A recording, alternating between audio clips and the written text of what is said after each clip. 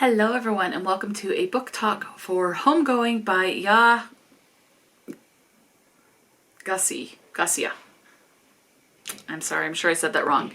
This is, I would say, a literary fiction. This is adult, and this was published in 2016. I am surprised there is not more talk about this book. This is definitely underhyped and under talked about. Now, there is an audiobook. It is narrated by Dominic Hoffman. Holy cow, he has got an amazing voice. Loved his voice.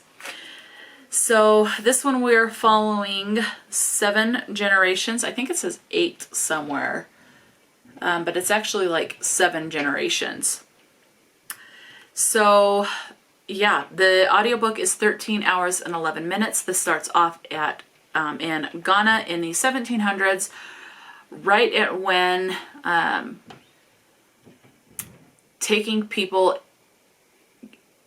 people being sold into slavery basically is starting, and then it goes through more closer to modern day. So they're not chaptered, but each part or chapter is actually like the name of a person in this lineage. So we're starting off with Effia, and the other POV and this is all told in third person. The other POV in the 1700s is Essie. So the first chapter is told from Effia, and then the next chapter is told from Essie's point of view. And then it goes on from each into the next generation, 2 POVs, and then the next generation, 2 POVs. Each person's POV is 1 chapter length, and they are literally titled, like, here's a chapter titled Kojo. So as you can see, that's what it is. So this is all about how people that were black were treated in the mid 1700s on up to more the present day when slavery was abolished, but yet you still had the segregation and the racism. So it's all about that. Most of this takes place in Ghana, Africa. And it's just about people's lives. So like Effia and Essie, how one is like, her mother is like, put these leaves inside of yourself. Tell me when your blood comes, because there is someone that wants her to be like the, I don't know, 3rd or 4th wife, something like that. But the mother doesn't want that to happen. And so they are like trying to hide the fact that she's become a woman with her period starting, to prevent that marriage to this king of this tribe. So that's one of them. One between Effia and Essie, one of them is taken into slavery and is taken to America, and the other one ends up being married off to a white man, ends up going to America, but then she ends up going back to Ghana. So and it turns out these two, now they never meet. They are actually half sisters. And so you're following their direct descendants through this book. That's what this is about. So we're following Effia, and it starts out in the 1700s. She's the first generation. Then we are following the next,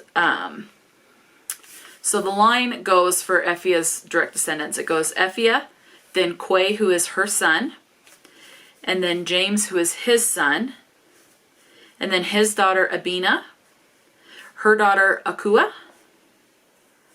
her son Yaa, and then his daughter Marjorie. For the line for Essie, so Essie starts off in the 1700s, and then it is her daughter Ness, and then her son Kojo,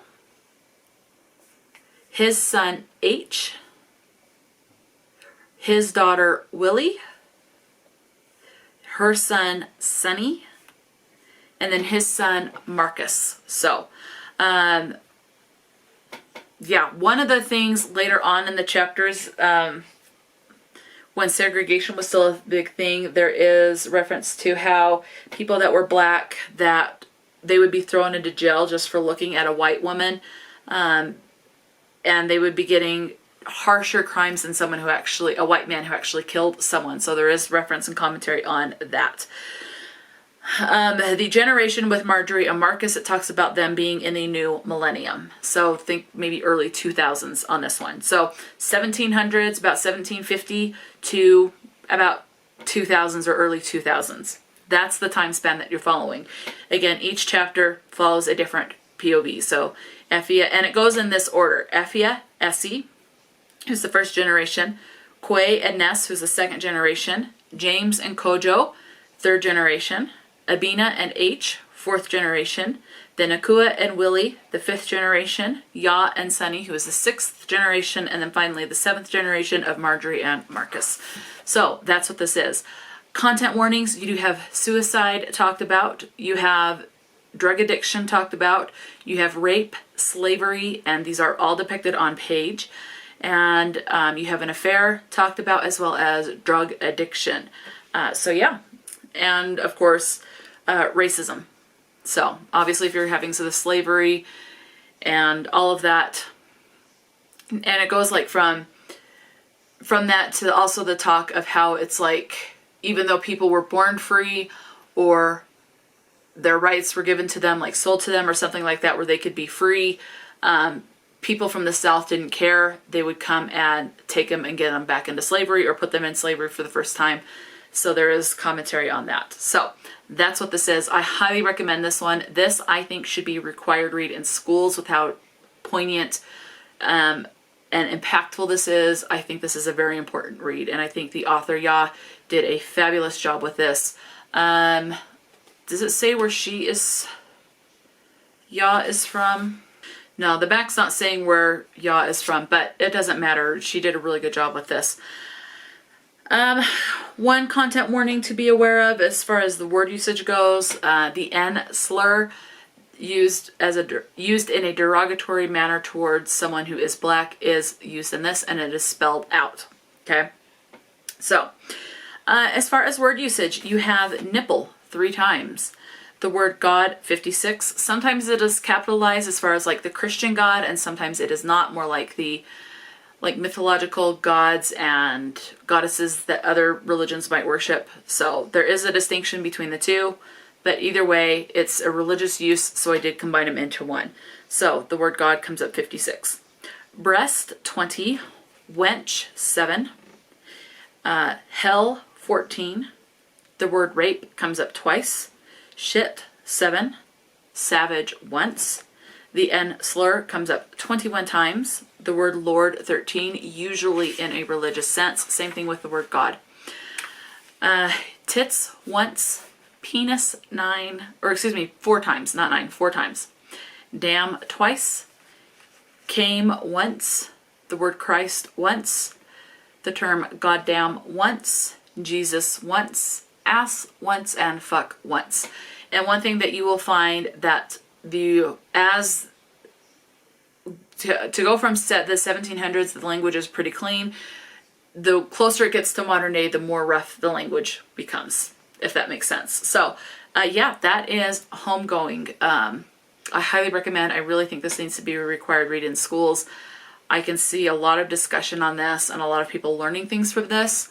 And I really think this is definitely one that more people need to read. So that's my own opinion. As far as enjoyment, I would give this like a 3 stars because it is heavy. And the topics and things like that. So enjoyment, it's not like it's an enjoyable read. I gave it 3 stars. But the powerfulness of this and how it was written, I gave it like a 4 star. So ultimately, I gave it 4 stars. It's not an enjoyable. It is well written. But again, it's the topics and how people were treated that it makes it a difficult read. So yeah, let me know. Have you read Homegoing by Yaa Gyasi? Let me know if you've read another book by this author. Are you interested in picking this up or not? Let me know. Talk to me in the comment section below. And until next time, stay true to yourself and enjoy a good book. And I will talk to you later.